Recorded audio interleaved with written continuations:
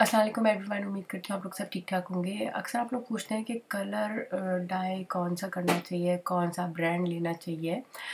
तो अपनी जो मेरे ये बाल सफ़ेद हुए हैं और ये आज से नहीं है, तकरीबन 10 साल से ज़्यादा के अरसे से मेरे ये बालों की मुझे वो सफ़ेद शिकायत है। और इसके ऊपर एक स्टोरी है जो कि मैं ज़रूर आप लोगों को बताना चाहूँगी, क्योंकि फ़ज़ूल की एक्सपीरियंस करके ही मैं आज इस सर दर्द पे पहुँची हूँ। और जिनके वैसे भी होते हैं, तो मैं उनको यही बोलूँगी कि जो मेथड मैं करती हूँ वही करें, वही बेस्ट है।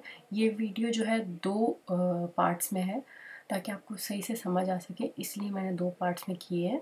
और आप मेरे बाल देख सकते हैं, बिल्कुल जो है ना स्टार्ट से ही वाइट हैं, तो फ़ौरन जैसी वो ग्रोथ होती है तो वो फ़ौरन नज़र आना शुरू हो जाते हैं। तो मैं अब जो हूँ कलर्स करने का रिस्क नहीं ले सकती, और इसीलिए जो है अब मैं हिना लगाती हूँ, मतलब कि मेहंदी। और ये ब्रांड जो है आपको आसानी से पाकिस्तान में मिल जाता है, इसी तरह की और भी इंडिया में भी जहाँ पे भी आपको इस तरह के मिल जाते हैं।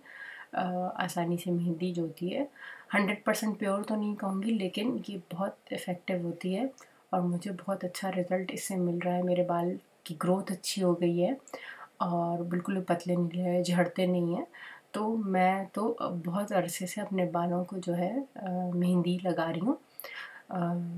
तो ये कुछ इस तरह की होती है, मतलब एक पूरा पैकेट आपके अगर लेंथ मेरे बालों जितनी है तो एक पैकेट जो है बहुत होगा, ताकि हर तरफ जो है सही से कलर लग जाए। ये थोड़ा-सा रेड कलर देता है, आपके पास डिफरेंट भी आता है, आप ब्राउन शेड में भी मेरे ख़्याल से ले सकते हैं और रेड में भी है। तो मैं जो हूँ इसके अंदर कुछ और मिक्स नहीं करती, क्योंकि मैं अलग से जो है चीज़ें अपने बालों में लगाती रहती हूँ। तो आप इसके अंदर अंडा भी डाल सकते हैं, कॉफ़ी भी डाल सकते हैं, बहुत सी चीज़ें हैं।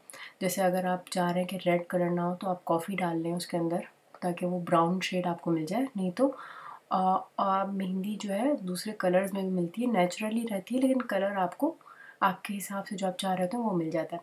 अच्छा, अब लगाने के तरीके भी मुख्तलिफ हैं। मैं जो हूँ जिस तरह मुझे आसानी लगती है उस तरह लगाती हूँ। आप उसको बिल्कुल जूड़े की सूरत में भी लगा सकते हैं, मतलब कि बीच की सर से शुरू करके और घुमा-घुमा के बालों में जूड़ा पूरा बना सकते हैं। मैं कुछ इस तरह लगा लेती हूँ, इस तरह मुझे आसानी रहती है। थोड़ा फैल भी जाता है, लेकिन ये कि मेहंदी हट जाती है। मैं ग्लव्स हमेशा यूज़ करती हूँ। उसके बाद जो है इसको रैप ज़रूर आप करें, प्लास्टिक की थैली से कर लें, इस तरह की प्लास्टिक शीट से कर लें जो कि किचन के लिए इस्तेमाल होती हैं।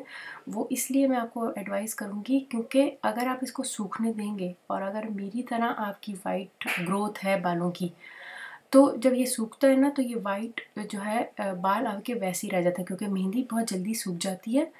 अगर आप इसको कैप से, शावर कैप या थैली या इस तरह के प्लास्टिक कवर से जो है आप इसको कवर कर लेंगे, तो आपकी मेहंदी जो है गीली रहेगी और अच्छे से आपके बालों को जो है ना कलर करेगी, वरना ये बहुत जल्दी सफ़ेद हो जाते हैं। क्योंकि जब ज़ाहिर-सी बात है कलर सही से पकड़ा हुआ नहीं होगा तो वो जल्दी सफ़ेद हो जाएँगे। तो ये एक टिप है। आपने इसको 3 से 4 घंटे रखना है, कम ना रखें, क्योंकि वो वही बात है कि ज़्यादा अच्छे से कलर पकड़ा हुआ नहीं होगा तो ज़्यादा अरसा रहेगा नहीं। 3 से 4 घंटे बेस्ट है। आपको जो दूसरा अल्टरनेटिव इसके बाद वाली वीडियो में दिखा रही हूँ वो 100% नेचुरल नहीं है, लेकिन वो बेस्ट है, मेरे बालों को बहुत सूट करता है और उससे मेरे बाल अब तक हेल्दी हैं, डैमेज नहीं हो रहे।